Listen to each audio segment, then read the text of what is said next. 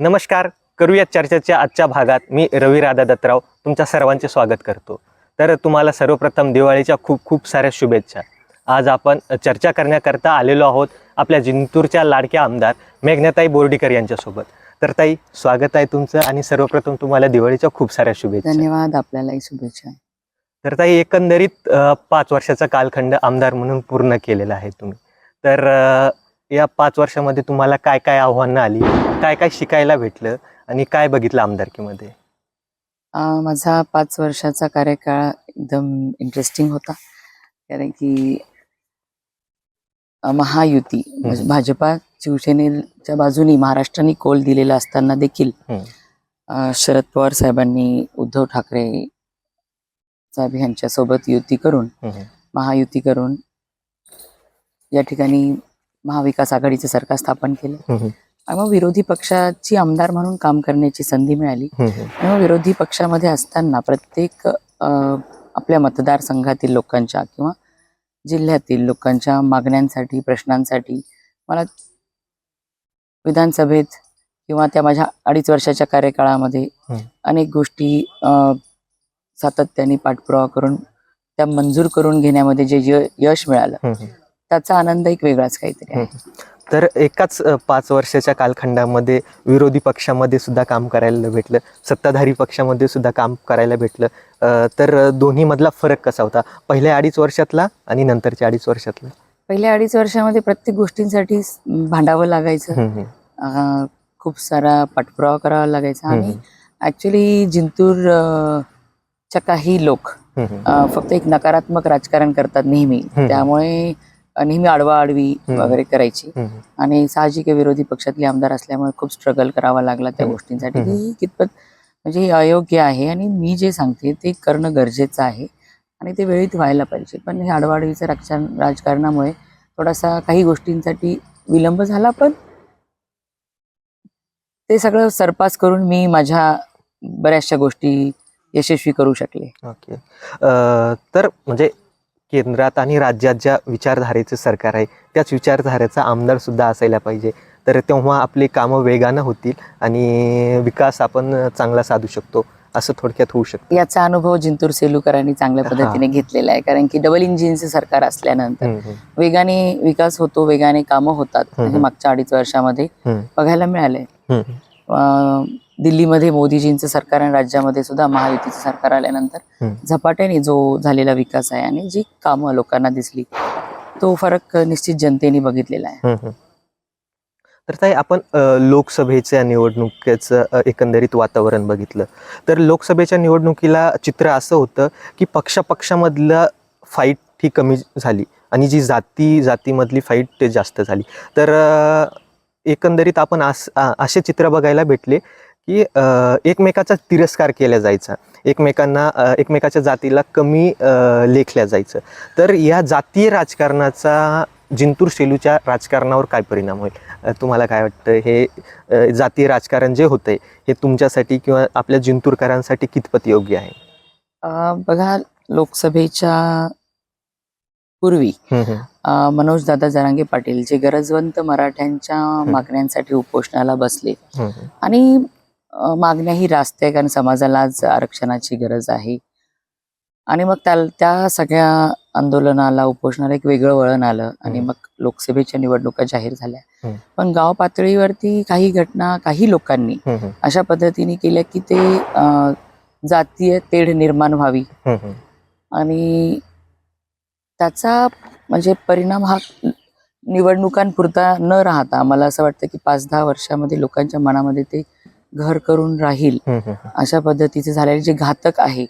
पण जिंतूर सेलूच्या बाबतीमध्ये मला सांगायचं आहे की जिंतूर सेलूकर जिंतुरात खास करून महाराष्ट्रातल्या सर्व जाती आपल्याला बघायला मिळतील. आणि मग ह्या जिंतूरकरांनी नेहमीच बोर्डीकरांना पसंती दिलेली आहे. कारण की माझे वडील रामप्रसाद बोर्डीकर साहेबांनी प्रत्येक जातीतल्या लोकांना एक समान न्याय दिलेला आहे.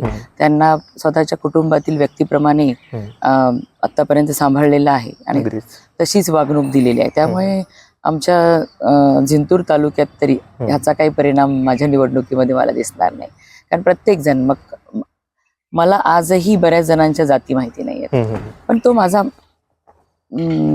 परिवारातील सदस्य आहे, माझा आहे, ह्याच भावनेने आम्ही नेहमी काम त्यांना करत वागणूक आलेलो. दिलेली आहे. तर एकंदरीत आपल्या जिंतूरच्या राजकारणामध्ये जातीय राजकारणाचा फारसा फटका काही बसणार नाही बसणार. तर ताई, आज दिवाळी आहे, दिवाळीची शुभ सकाळ आहे. तर तुमच्या आठवणीतली दिवाळी, दिवाळीच्या काही अविस्मरणीय आठवणी आमच्या सोबत काही शेअर कराल? मी लहान असताना नेहमी माझ्या आजोळी हा माजलगाव आडगावला जायची हा हा दिवाळी साजरी करायला. तिथल्या अनेक आठवणी आहेत. आणि नंतर सुद्धा त्या माझ्या आठवणीमधला एखादा किस्सा आमच्या सोबत शेअर करा प्लीज. मी आवर्जून ती दिवाळी म्हणजे एक टिपिकल दिवाळी हा, हा. आम्ही साजरी करायचो, हा की शेणाचा गायवाडा बनवणे, हा किल्ला बनवणे, ह्या गोष्टी ज्या आता तेवढं आपण रेग्युलर बनवत नाही. आणि आजी सोबत घालवलेले दिवस, असे अनेक किस्से आहेत. असे एक म्हणून कुठला सांगता येणार नाही. अच्छा. तर आता सध्याच्या परिस्थितीमध्ये महाराष्ट्रातलं जे राजकारण आहे आणि प्रत्येक मतदारसंघातलं राजकारण हे एक एक वेगळं वळण घेतं. कुठं जातीय राजकारण काम करत आहे, जसं मराठवाड्यामध्ये जातीय राजकारण काम करेल असं वाटतंय, तर काही ठिकाणी सहकार क्षेत्रातलं राजकारण काम करते. ज्याप्रमाणे 2014 साली नरेंद्र मोदींची हवा होती, तर तेव्हा असं प्रेडिक्ट केलं जायचं की BJPचे उमेदवार निवडून येतील, मग ती कोणती जरी सिच्युएशन असेल. पण आज रोजी आपल्याला तसं होताना दिसत नाही. तर आपल्या जिंतूर सेलूच्या राजकारणामध्ये काय सिच्युएशन असेल, एक सामान्य नागरिक म्हणून आणि एक आमदार म्हणून तुम्हाला या जिंतूरच्या राजकारणाकडे तुम्ही ओव्हरऑल कसं बघताय? तेव्हा जिंतूर सेलूमध्ये शेवटी मोठ्या इलेक्शन्समध्ये वेगळा विचार केला जातो. लोकसभेच्या निवडणुकीमध्ये पूर्ण देश पातळीचा विचार केला जातो. आणि विधानसभा किंवा मग जिल्हा परिषद, पंचायत समिती, लोकल विषयांवरती लढले जातात. त्यामुळे हा उमेदवार कसा आहे, त्याच्या परिवाराचं आणि मतदारसंघातील लोकांशी कसं अनेक वर्षापासूनचं नातं आहे, हे खूप मॅटर करणार आहे. आणि म्हणून जिंतूर सेलूकरांनी हे सगळं जवळून बघितलेलं आहे. आज ही माझ्या कुटुंबातली 8वी निवडणूक असणार, त्यामुळे वेगळं काही नाहीये. आणि मला खात्री आहे की जिंतूर सेलूकर ह्या सगळ्या गोष्टींचा विचार करून मतदान करणार आहेत. ताई, एक असं कधी झालं, भीती कधी वाटली आहे किंवा कोणत्या गोष्टीची भीती वाटते तुम्हाला? भीती मला कधी कुठली वाटली नाही, आणि आता तर कुठल्याच गोष्टीची भीती वाटत नाही, कारण जे होईल त्याला फेस करण्यासाठी मी तयार आहे. नाही, राजकारणाच्या पलीकडे. नाही, राजकारणाच्या पलीकडे. समजा आपण कधी कुठे एकटी ट्रॅव्हल करत असेल किंवा काही सिच्युएशन्स असे येतात की डिसिजन क्विकली घ्यावं लागतं, मग माझ्या बिझनेसच्या संबंधित पण काही असतात, मग बोल्डली डिसिजन घ्यावे लागतात, परिणामाची चिंता न करता. मग ठीक आहे, जरी नुकसान झालं तर ते कव्हर करण्याची ताकद माझ्यामध्ये आहे, ते मी करू शकते, असा विचार करून बोल्डली, पॉझिटिव्हली कुठलाही निर्णय घेण्यासाठी मी घाबरत नाही. आणि तो घेते, तो योग्य ठरवते. आता एकंदरीत तुमच्याकडे आज आपण विचार केला तर सगळ्या काही गोष्टी आहेत. तर तुमच्या आयुष्याचा अर्थ काय, जीवनामध्ये काय अपेक्षित आहे? एक आमदार म्हणून, एक आमदार आहात, वेल सेटल आहात, फॅमिली आहे, मुलं बाळ आहेत, याच्या पलीकडे जीवनाचा अर्थ काय, जीवनाकडून काय अपेक्षित आहे तुम्हाला? खरं तर मी एक हाऊसवाईफ म्हणून सर्वात सुखी होती. आणि नंतर मग माझ्या बाबांनी दिलेला हा वारसा पुढे चालवण्यासाठी जिंतूर सेलूकरांच्या आग्रहास्तव की घरातलंच कोणीतरी व्यक्ती हवं, म्हणून मी माझ्या आवडतीचा छंद जोपासण्यासाठी ह्या म्हणजे जिल्ह्यामध्ये काम करत होती. मग क्वालिटी एज्युकेशन आपल्या मुलांना मिळालं पाहिजे, पर्यावरणाच्या साठी मग वृक्षारोपण असू दे, स्वच्छतेचं, प्लास्टिक बंदीसाठी मी काम केलं, नंतर पाण्यासाठी भरपूर असं काम केलं. आणि मग ह्या गोष्टी करताना हळूहळू इन्व्हॉल्व्ह होत गेली. आणि जिंतूर सेलूकरांनी मला आमदार बनवलं. आणि मग आता आमदार बनल्यानंतर जे काही माझ्या लोकांनी माझ्याकडनं अपेक्षा केलेल्या आहेत, त्या अपेक्षा पूर्ण करण्यासाठी मी 100% माझा देत असते.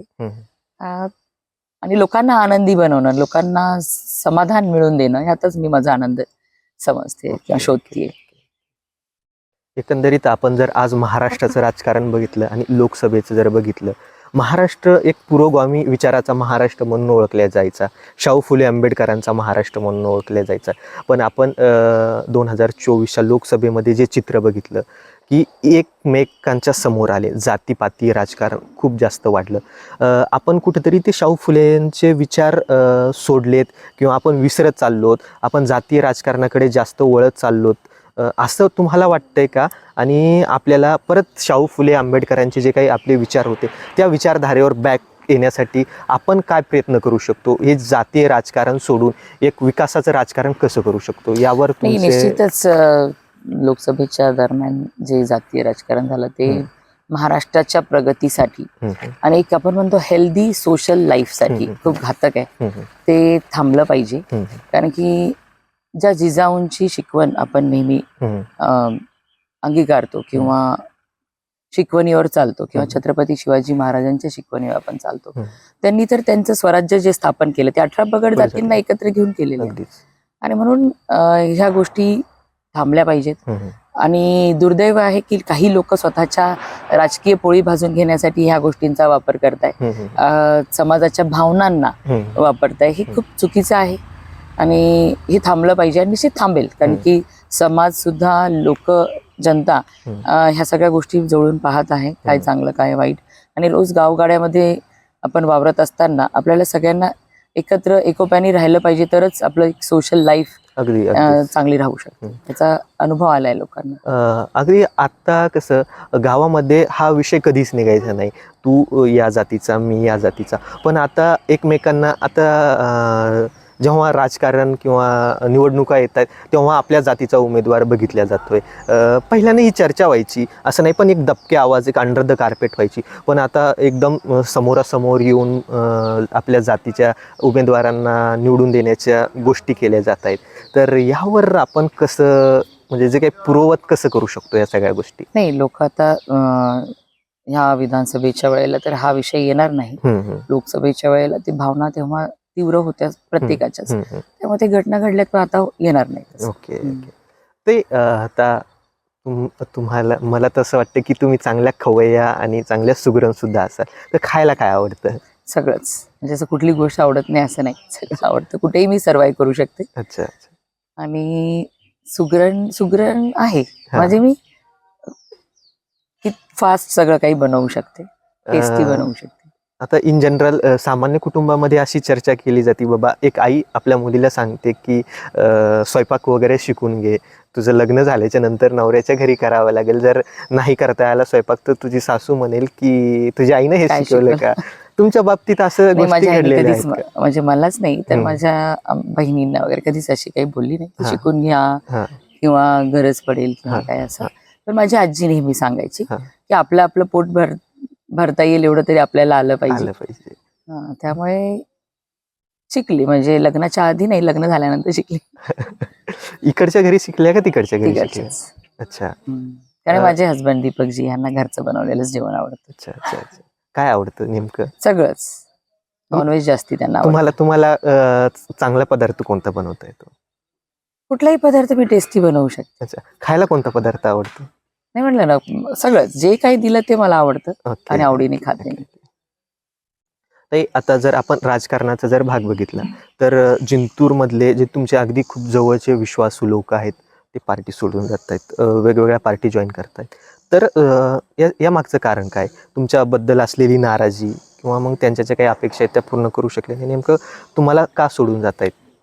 नाही, हे बघा, प्रत्येक जण त्यांचे काही कॅल्क्युलेशन्स असतात आणि ठीक आहे, माझ्याकडनं काही नाराजी असेल कारण की अपेक्षा खूप वाढल्यात लोकांच्या. त्या अपेक्षा पूर्ण करण्यासाठी माझा हा कार्यकाळ कमी पडला असेल असं मला वाटतं. आणि प्रत्येकाच्या अपेक्षा देव सुद्धा पूर्ण करू शकत नाही. आणखी एक, जेव्हा आम्ही मतदारसंघामध्ये चर्चा करतोय, बघतोय, तेव्हा एक आम्हाला सोशल मीडियाच्या माध्यमातून किंवा मग कट्ट्यावरच्या चर्चेत असं ऐकू येतंय की जे काही राष्ट्रवादीला मतदान होणार आहे त्या मतदारांचे मतदार यादीतून नावं कमी केल्या जात आहेत आणि UP, बिहार, दुसऱ्या राज्यातल्या लोकांची इथे नावं ॲड केल्या जातात. तर या आरोपामध्ये किती तथ्य आहे? अशा काही प्रकार घडतोय का? हे बघा, तो आरोप मतदार यादी, नवीन मतदार यादी जाहीर होईल तेव्हा तुम्हाला कळणारच हा. आहे युपी बिहारी नावं किती आहेत आणि किती लोकांची कमी झालेली आहेत. विरोधकांना त्यांचा पराभव समोर दिसतोय म्हणून हे असे खोटे नाटे आरोप केले जात आहे. Okay okay. या गोष्टीमध्ये काहीच तथ्य नाहीये. ताई, आता तुम्हाला संपूर्ण तालुका ताई दीदी म्हणून ओळखतो, तर तुमचं घरचं असं काही टोपण नाव किंवा घरी एका वेगळ्या नावानं आवाज दिला जातो जे तालुक्याला माहिती नाही? लहानपणापासून दीदी म्हणायला जात होतं आणि आज सर्वच जण मला दीदीच म्हणतात. ओके. याच्या पलीकडे आणखी एक प्रश्न, की आता आपण काही दिवसापूर्वी एक जिंतूरमध्ये घटना घडली की जे काही कृषी उत्पन्न बाजार समितीचं कॉम्प्लेक्स होतं तर ते पाडण्यात आलं आणि लोकांच्या असा दबक्या आवाजात चर्चा व्हायला लागल्या की दोघांच्या भांडणामध्ये सर्वसामान्य व्यापाऱ्यांचं नुकसान झालं. त्या कॉम्प्लेक्समध्ये जे काही व्यापारी वगैरे होते तर मध्यमवर्गीय आपलं कामधंदा करून पोट भरणारे होते. पण मग ह्या ज्या काही चर्चा होत आहेत की दोघांच्या भांडणामध्ये सामान्य लोकांचं नुकसान झालं, ही गोष्ट कितपत खरी आहे आणि जे कृषी उत्पन्न बाजार समितीचं पद आहे हे बोर्डीकर कुटुंबामध्ये आहे, यामागचं राजकारण काय? नाही, हे बघा, तुम्हाला काय वाटतं कुठं आता मला वाटलं माझ्या विरोधी विचाराचा आहे किंवा मी सभापती आहे आणि म्हणून मग मला चला माझा मूड झाला मी ह्यांचं दुकान पाडणार, ह्यांचं घर पाडणार, असं शक्य असतं? नाही, असं बिलकुल पॉसिबल नाहीये. पण चर्चा हे बघा, विरोधी लोकांना त्यांनी स्टेट हायवे वरती जर ते कॉम्प्लेक्स बांधलं असेल तर लिगली कोर्टाने आदेश दिले सभापतींना. आता दुसरं म्हणजे हे किती सभापती माझे काका आहेत, त्यांना कोर्टाने आदेश दिले की हे डिमॉलिश करा, तर त्यांना कोर्टाचे आदेश पाळावेच लागतील. असं नाही की माझ्या अंकलचा मूड झाला म्हणून चला ह्याचं दुकान पाडा, त्याचं घर पाडा, असं काही झालंय का, चला मी सभापती आहे असं करू. लिगली ज्या गोष्टी कोर्टाच्याच अधीन राहून, आदेशाच्या अधीन राहून सगळ्या गोष्टी झालेल्या आहेत. कारण की ह्यांनी, विरोधकांनी, ज्यांच्याकडे आधी सत्ता होती, पूर्णपणे कृषी उत्पन्न बाजार समितीचा पैसा किंवा सर्वसामान्य लोकांचा पैसा हा इलिगल गोष्टी करून वापरला गेला. म्हणजे तुम्हाला नवल वाटेल, साधं नॅपकिन्स किंवा कर्टन्स हे ड्रायक्लिनिंगचे बिल 1.5 लाखाचे आहेत. आणि हे कॉम्प्लेक्स सुद्धा त्यांनी स्टेट हायवे मध्ये घेतलेलं आहे, रोडवरती. मग ते स्टेट हायवे तो काम चालू करायचं आहे, त्यासाठी ते तर त्यांना मोकळं करून द्यावंच लागेल ना जागा. तर या निर्णयातून जे काही सर्वसामान्य व्यापाऱ्यांचं नुकसान झालेलं आहे, तर यावर दुसरं काही सोल्युशन किंवा यावर काही उपाययोजना? त्यांना माझ्या काका जे सभापती आहेत गंगाधर बोर्डीकर साहेब, त्यांनी सांगितलं त्यांना जागा उपलब्ध करून देण्याची जबाबदारी त्यांची आहे. अच्छा. आणि बोर्डीकर परिवाराने ह्या जिंतूर सेलूकरांनी बघितलंय 40 वर्षापासून कुणाचंही घर उद्ध्वस्त व्हावं असं काम कधीच केलं नाही आणि यापुढे देखील कधीच बोर्डीकरांच्या हातून ते होणार नाहीत. पण हे चुकीचं आहे आणि कोर्टाने आदेश दिलाय, तर आदेशाचं पालन करणं सभापती ह्या पदावर असल्यामुळे त्यांचं काम आहे आणि ते त्यांनी केलेलं आहे. अगदी प्रचार यंत्रणा. आणि जर हे चुकीचं असलं असतं तर यांनी कोर्टात पण हे लोक गेले होते. बिलकुल. कोर्टाने त्यांच्या बाजूने न्याय द्यायला पाहिजे होता, मग का नाही दिला? तर हे कोर्टाचे आदेश असल्यामुळं ह्या सगळ्या गोष्टी घडलेल्या आहेत, तर यामध्ये कोणत्याही प्रकारचं राजकारण नाही, एकंदरीत असं तुम्हाला म्हणायचं? फक्त आधीचे जे प्रशासक होते किंवा जे विरोधी ज्यांच्या हातामध्ये सत्ता होती, त्यांनी त्यांच्या सत्तेचा गैरवापर करून सर्वसामान्यांना फसवलं असं मी म्हणते. की जी जागा स्टेट हायवे मध्ये आहे, जे सर्व्हिस रोड आहेत मार्केट कमिटीचे, तेच रोड गायब करून तुम्ही कॉम्प्लेक्स बनवलं केवळ स्वतःचा पैसा कमवण्यासाठी. हे जनतेने बघावं. जी. तर या जे काही व्यापाऱ्यांचं नुकसान झालं याची जिम्मेदारी, पुनर्वसनाची जिम्मेदारी बोर्डीकर कुटुंब किंवा आपले जे काही सभापती आहेत ते लिगली जेवढं त्यांच्यासाठी बेस्ट करता येईल त्या अंकल करणार आहे. बिलकुल बिलकुल. तर आता तुमची प्रचार यंत्रणा एकदम सक्रिय झालेली आहे. या प्रचार यंत्रणेमध्ये आम्हाला रामप्रसादजी बोर्डीकर झाले, तुमचे काकाश्री झाले, हे तर आम्हाला इन जनरल बघायलाच मिळत आहेत. तर पण यामध्ये आम्हाला आणखी एक तरुण, उच्च शिक्षित तरुण आणि एक सुंदर गाणारी सुरेल आवाजाची तरुणी बघायला मिळते. तर ते कोण आहेत आणि भविष्यात आम्हाला ते जिंतूरच्या राजकारणामध्ये ऍक्टिव्ह राजकारणामध्ये बघायला मिळतील का? ते माझा मुलगा मुलगी आहे. हा. आणि आत्ताच नाही, ते जेव्हा जेव्हा मग समर वॅकेशन्सला किंवा क्रिसमस वॅकेशन्सला माझ्यासोबत इकडे आली तर तेव्हा तेव्हा ते ऑन फील्ड माझ्यासोबत असायचे. इव्हन म्हणजे चारठाणा झालं, सावरगाव झालं, ब्राह्मणगाव झालं, इथल्या लोकांना माहितीये की मी माझ्या मुलांना एक एक सीसीटी खांदायला दिले. अच्छा. की ते कम्प्लीट तुम्ही करायचं. आणि त्यांनी ते म्हणजे आज आम्ही एवढं कम्प्लीट करणार, उद्या एवढं कम्प्लीट करणार, स्वतःला टार्गेट ठेवून. म्हणजे माझ्या घरातली माझ्या बहिणींचे मुलं मुली सुद्धा दरवेळेस इथे आल्यानंतर सोशल अँगलनी काहीतरी एक छान उपक्रम त्यांनी येण्यापूर्वीच टार्गेट ठेवलेलं असतं. किंवा आम्ही एवढे वृक्षारोपण करणार. मागे आपलं छान पाणी फाउंडेशनचं काम चालू होतं, त्यामध्ये सगळ्यांचा सक्रिय सहभाग होता. मग काहीतरी नवीन एज्युकेशनल कन्सेप्ट त्यांच्याकडे असतील तर त्या गावांमध्ये आम्ही इम्प्लिमेंट करणार, हे ते स्वतः ठरवून येतात आणि त्या पद्धतीने ते करतात. मग पांगरीमध्ये बोलकं गाव, अभ्यासाचं बोलकं गाव माझ्या मुलींनीच केलेलं. अशा अनेक गोष्टी आहेत की ज्या आम्ही जनतेसमोर आणत नाही. आणि तो बोर्डीकर परिवाराचा एक सोशल अँगल आहे की बाहेर आपण ज्या चांगल्या गोष्टी आपल्याला दिसतात त्या आपल्या मतदारसंघात आपल्या लोकांसाठी इम्प्लिमेंट करणं.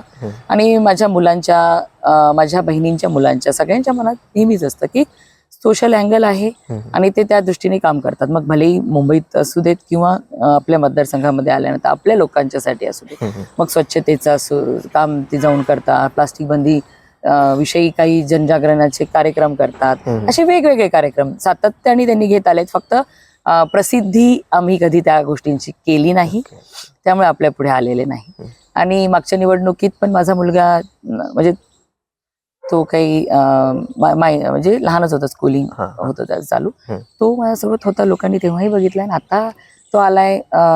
तो होता इकडे वॅकेशन्सला गणपतीच्या दरम्यान. मग तरुणांनी आग्रह केला की ध्रुवला आम्ही घेऊन जातो आरतीला, इकडे तिकडे. तो फिरला आणि छान त्यांनी जे नातं ह्या जनतेशी आहे ते जुळलं.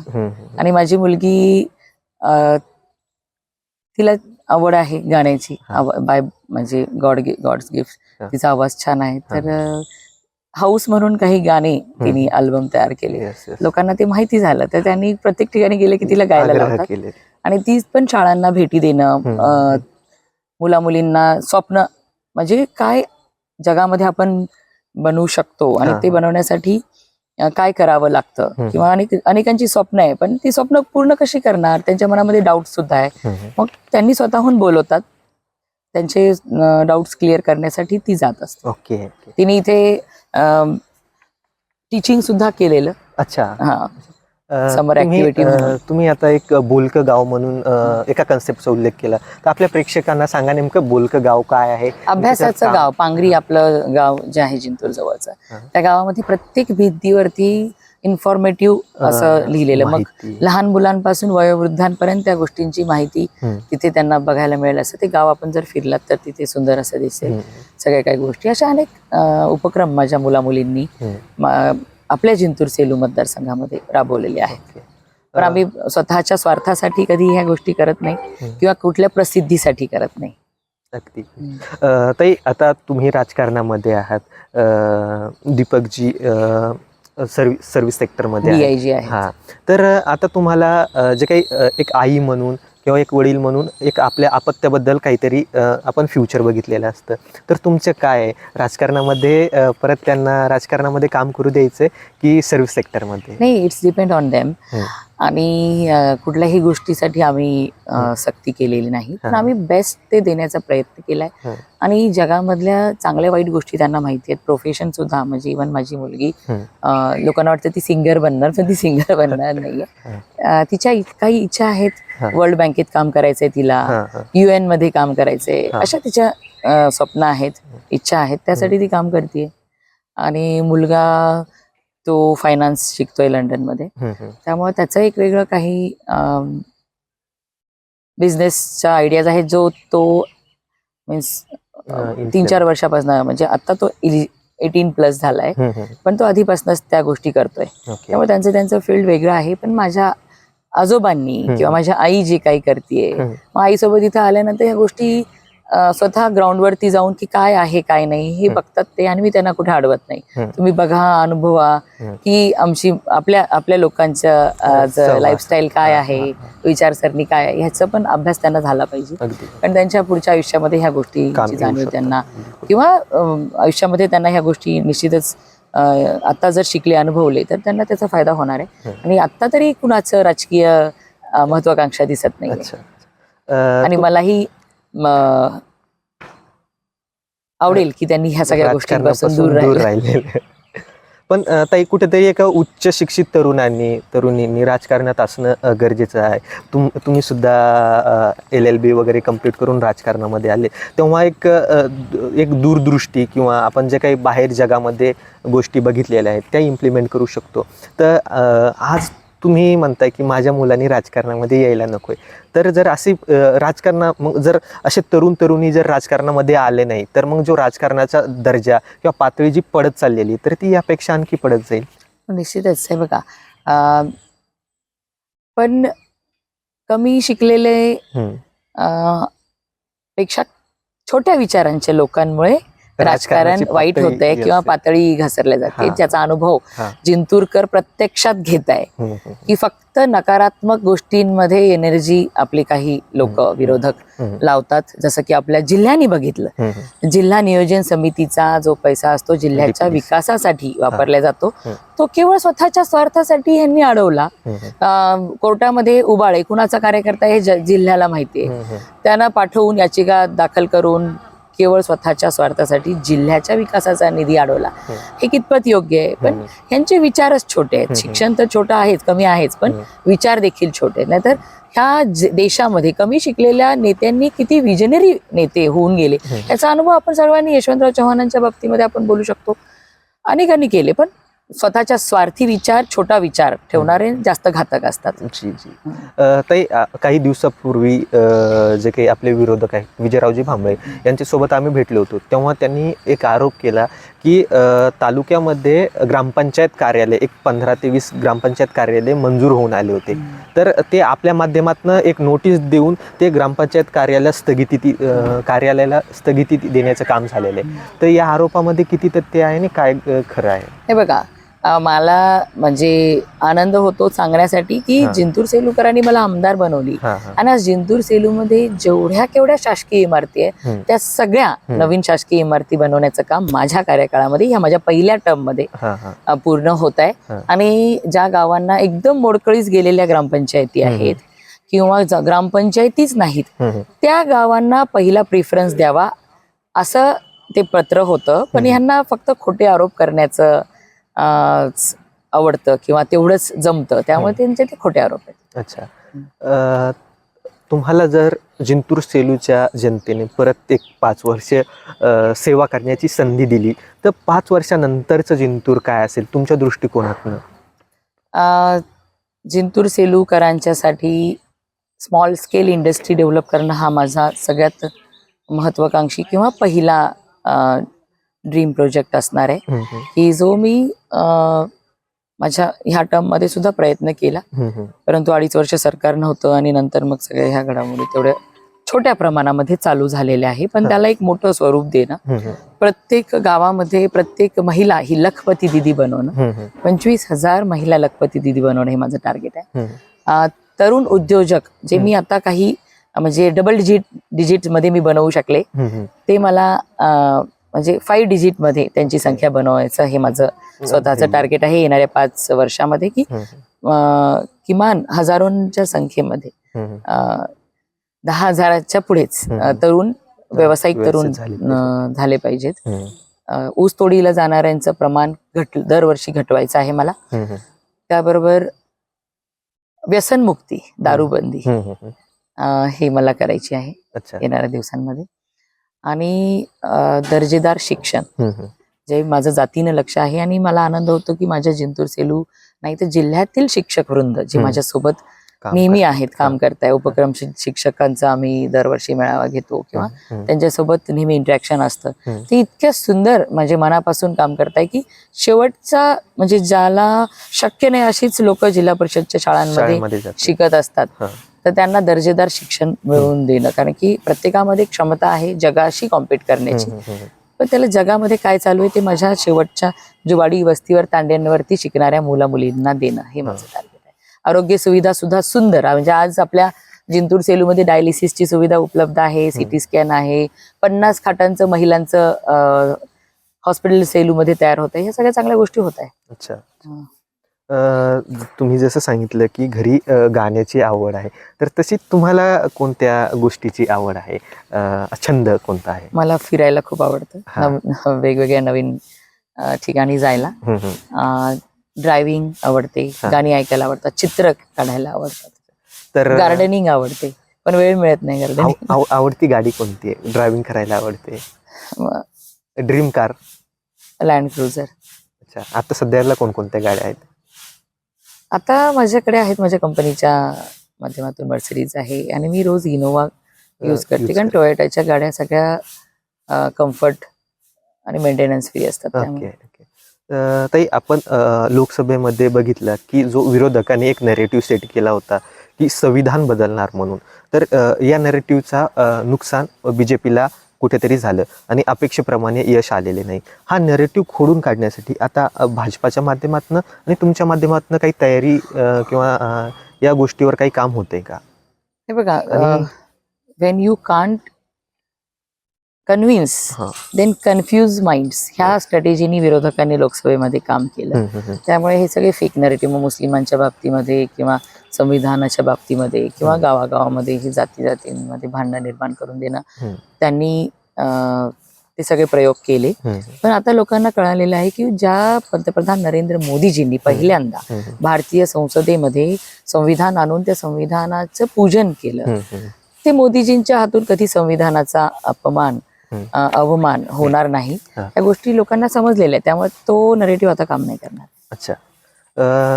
आपण बघितलं या वेळेस जो काही दसरा मेळावा झाला बीड जिल्ह्यामध्ये, तर आपण यावेळेस 2 दसरा मेळावे बघायला भेटले. एक जो पारंपरिकरित्या भगवानगडावर होतो पंकजा मुंडे यांचा, आणि दुसरा दसरा मेळावा जरांगे पाटलांचा. तर तुमची उपस्थिती भगवानगडाच्या दसरा मेळाव्याला होती, तर त्यामुळे कुठेतरी जो नारायणगडावर दसरा मेळावा झाला आणि मनोजदादा जरांगे यांचे जे काही समर्थक होते यांची एक दबक्या आवाजामध्ये किंवा सोशल मीडियाच्या माध्यमातून एक नाराजी व्यक्त व्हायला सुरू झाली की ॲटलिस्ट ताईंनी उपस्थिती दर्शवणं गरजेची होती नारायणगडावरील दसरा मेळाव्यावर.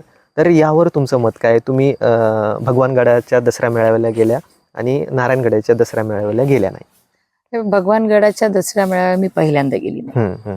खरं तर मुंडे साहेबांचं आणि माझ्या बाबा रामप्रसाद बोर्डीकर साहेबांचं जे नातं होतं ते तुमच्या आमच्या जनरेशनला माहिती नाही. विरोधी पक्षनेते जेव्हा गोपीनाथ मुंडे साहेब झाले महाराष्ट्राचे, पहिल्यांदा काँग्रेसचे आमदार असताना देखील माझ्या बाबांनी ह्या जिंतुरातच जंगी स्वागत साहेबांचं केलं होतं, आणि त्यांचं भावाभावाचं नातं होतं. माझे बाबा जेव्हा जेव्हा मुंबई कृषी उत्पन्न समितीसाठी मराठवाड्यातून संचालक पदासाठी उभे राहायचे, तेव्हा बीड जिल्ह्यातून एकतर्फी मतदान बोर्डीकरांना व्हायचं. शिखर बँकेचे संचालक म्हणून सुद्धा माझ्या बाबांनी जेव्हा जेव्हा निवडणुका लढल्या तेव्हा तेव्हा बीड जिल्ह्यातून बोर्डीकरांना मतदान व्हायचं. आणि मग बीड जिल्हा कुणाचा हे काही सांगायला नको. आणि ते प्रेम, ती भावाभावाचे संबंध, म्हणजे मुंडे साहेब जेव्हा संभाजीनगरला इथून बीडवरून फ्लाईट पकडायला ह्या मार्गे असायचे, तेव्हा आवर्जून आमच्या घरी आल्याशिवाय राहायचे नाही. 2014च्या लोकसभेच्या वेळेस ह्याच ग्राउंडवरचं भाषणही सगळ्या जिंतूरकरांनी ऐकलेलं आहे की मी बोर्डीकरांकडे चहा प्यायला जाऊ का वगैरे अशा पद्धतीचं. आणि ते जग जाहीर होतं, ते काय असं लपून नव्हतं की मुंडे साहेब म्हणजे भाजप. आज महाराष्ट्रामध्ये जे आणि देशामध्ये भाजप ज्यांनी वाढवला, ते मुंडे साहेबांच्या भाजप पक्षामध्ये बाबा नव्हते, काँग्रेसचे मध्ये होते, तरी देखील ते जगजाहीर, कारण की दोघांनीही कधी लपून छपून कुठलं राजकारण केलं नाही. जे केलं ते रोखोकच केलेलं आहे. आणि मी भाजपमध्ये गेल्यानंतर एक वडिलांची परंपरा, म्हणजे मुंडे साहेब दरवर्षी दसरा मेळावा घ्यायची, स्वतःच्या भाकरी बांधून आणा असं सांगायचे लोकांना, आणि दरवर्षी भगवानगडावरती त्यांचा दसरा मेळावा व्हायचा. मग त्यांच्या पश्चात त्यांची मुलगी, आमच्या नेत्या, भारतीय जनता पार्टीच्या नेत्या पंकजाताई मुंडे यांना वाटलं की माझ्या बाबांची परंपरा मी चालू ठेवावी, आणि मग त्यांनी ते सातत्याने चालू ठेवलं. मग 2017 मध्ये जेव्हा भगवानगडावरती येण्यास त्यांना बंदी घालण्यात आली, आणि मग तेव्हा तेव्हा तो एवढा भावनिक विषय झाला.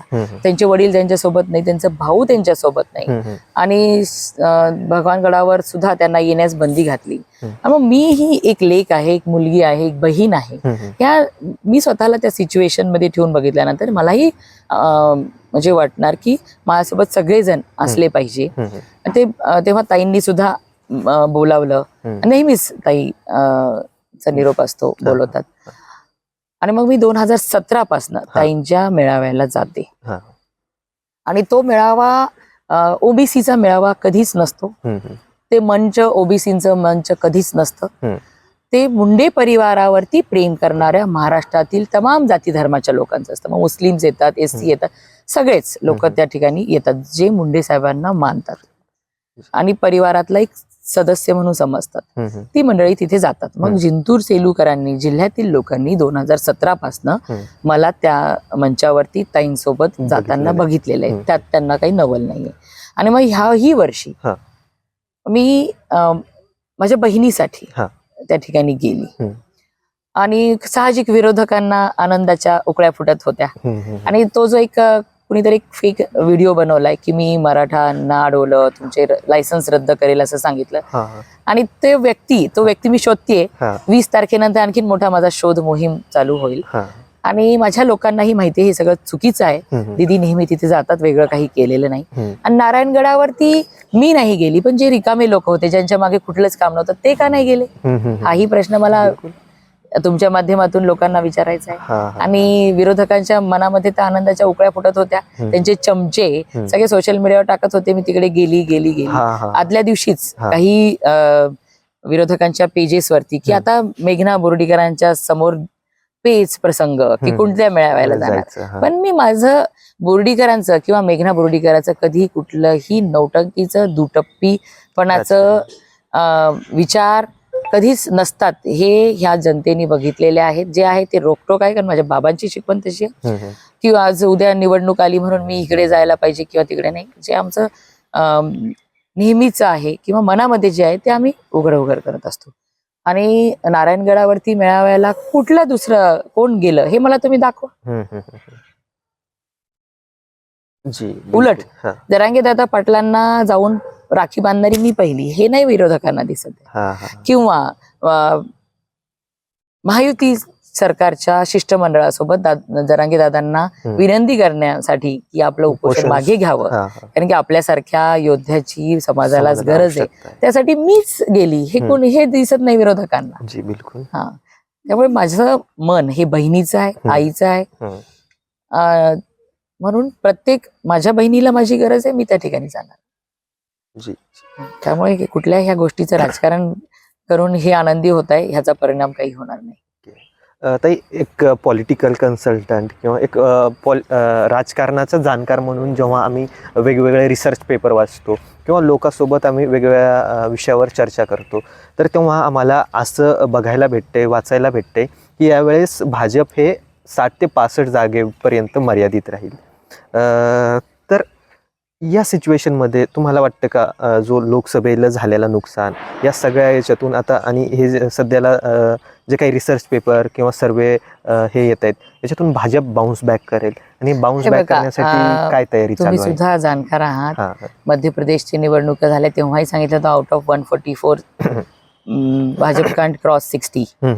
इव्हन आता आपण हरियाणाचं पण झालं, तिकडे पण त्यांनी सांगितलं कांट क्रॉस 10.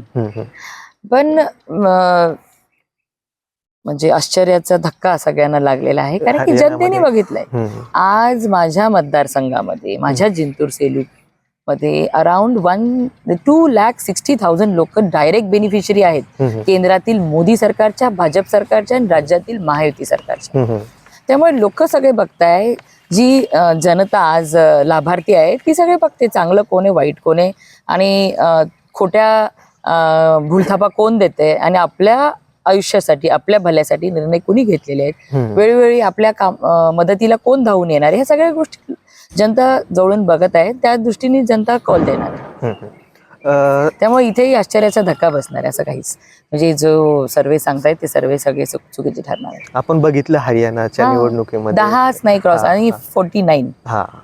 तर तिसऱ्या वेळेस भाजपने तिथे सरकार स्थापन केलं, हॅड्रिक केली. तर एकंदरीत या सगळ्या परिस्थितीतून भाजपा रिकवर होईल आणि बाउन्स बॅक करेल. निश्चितच. विराट कोहली का रोहित शर्मा?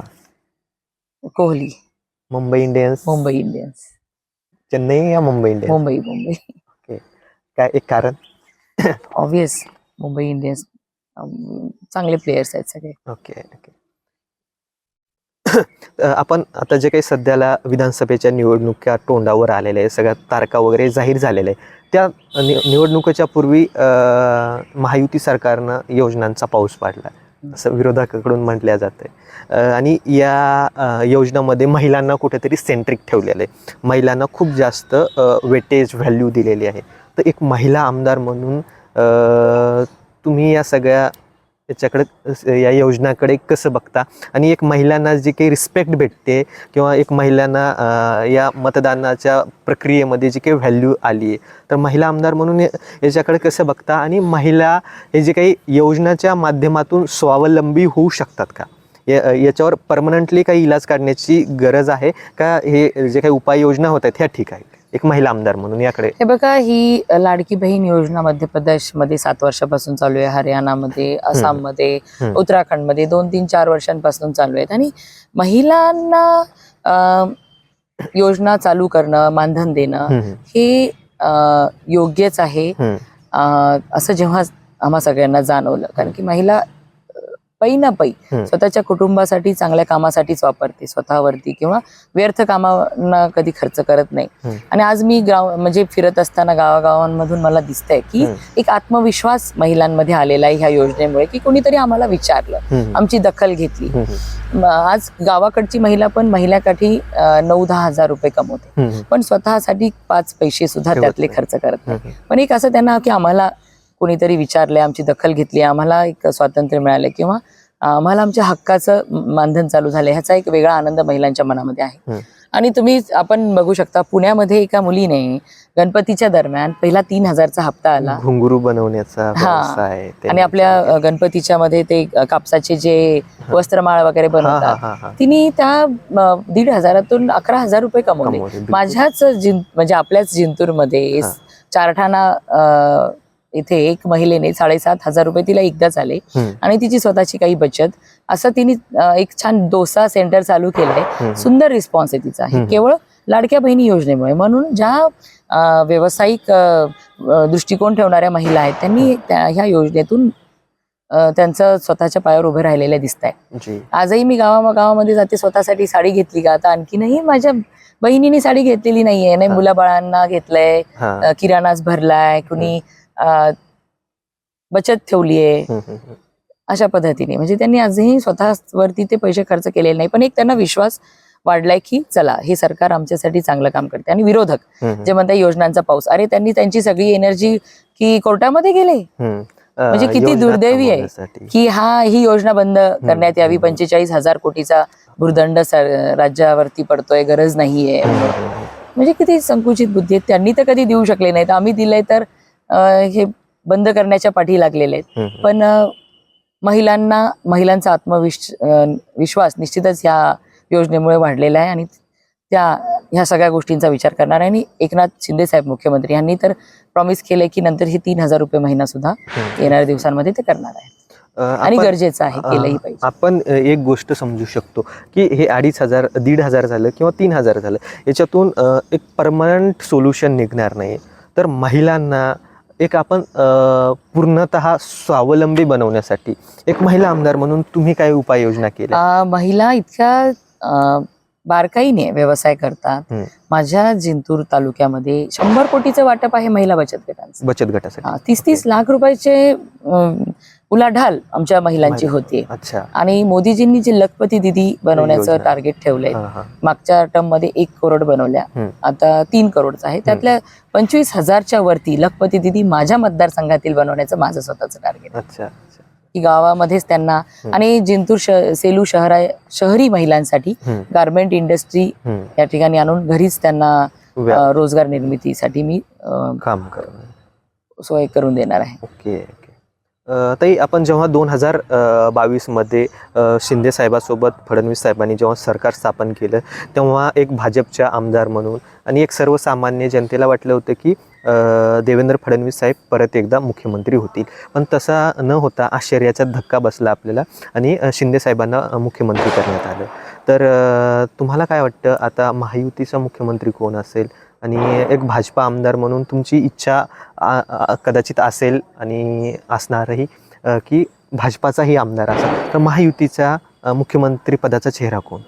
साहजिक ज्या पक्षाचे जास्त आमदार निवडून येतील त्याचा असेल, हां पण भाजपची कार्यकर्ती म्हणून मला आवडेल की भारतीय जनता पार्टीचाच मुख्यमंत्री हां महाराष्ट्रामध्ये यायला पाहिजे आणि ते होईल.